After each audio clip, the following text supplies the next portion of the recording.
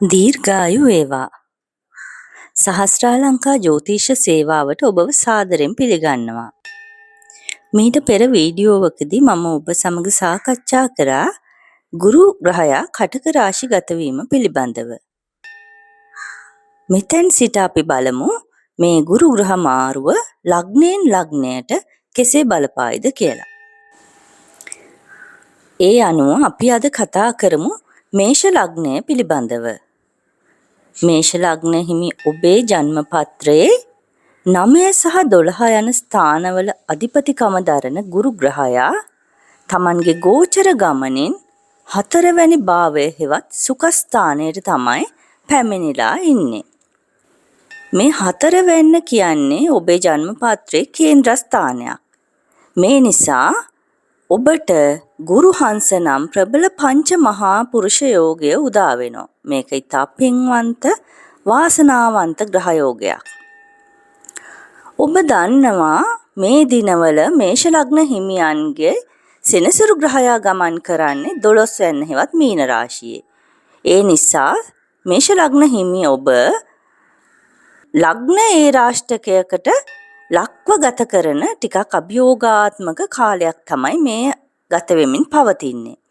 සිත් පීඩාවල් දුක් කරදර වලට මුහුණ දෙමින් අභියෝගාත්මකව තමයි ඔබ ජීවිතේ ඉදිරියට ගමන් කරන්නේ මේ කාලවකවානුව තුලදී.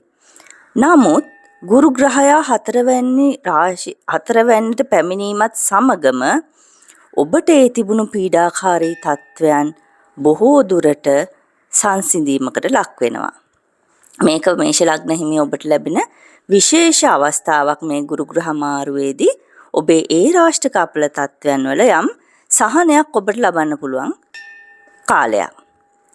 ඒ වගේම තමයි ඔබේ සුඛස්ථානයේ මේ ගුරු ග්‍රහයා පැමිණීමත් සමගම ඔබ මෙතෙක් ගෙයක් තනන්නට, ඉඩමක් මිලදී ගන්නට, එහෙමත් නැත්නම් වාහනයක් මිලදී ගන්නට සිහින දුටු අයෙක් නම් ඔබේ ඒ සුබ සිහිනය සැබෑ කරගන්න හොඳම කාලයක් තමයි මේ. ඔබේ අධ්‍යාපන කටයුතු වලටත් මේ කාලය ඊටම යහපත්. පෙරපින ඉස්මතු වීම නිසා ආගම දහමට වැඩි නැඹුරුවක්, වැඩි මැදිහත් වීමක් දරන්න වෙන කාලයක්. ඔබ ගොවිතැන් කර්මාන්තය හෝ පතල් ආශ්‍රිතව කටයුතු කරන රැකියාව කරන අයෙක් නම් ඔබට නොසිතූ භූමි ලාභ අත්පත් කරගන්නත් හැකියාව තියෙනවා. ඒ වගේම තමයි ඔබට නීතිමය ගැටලු පැවතුනා නම් ඒ නීතිමය ගැටලු ඊටමත් සුබවාදීව निराකරණය කර ගැනීමේ හැකියාව ලැබෙනවා.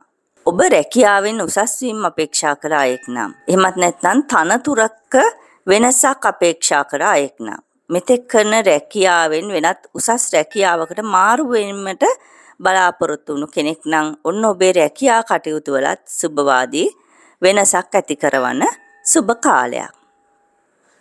ඉතින් මේ විදිහට ගත්තාම සමස්තයක් වශයෙන් මේෂ ලග්න හිමියන්ට මේ ගුරු ග්‍රහ මාරුව ඊ타ත්ම සුබයි කියලා තමයි කියන්න තියෙන්නේ.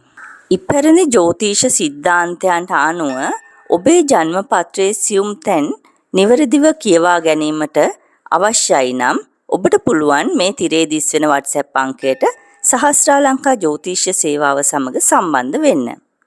එහෙමනම් සහස්‍රාලංකා ජ්‍යොතිෂ සේවාව සමග සම්බන්ධ වුණ ඔබට ස්තුතියි. තෙරුවන් සරණයි.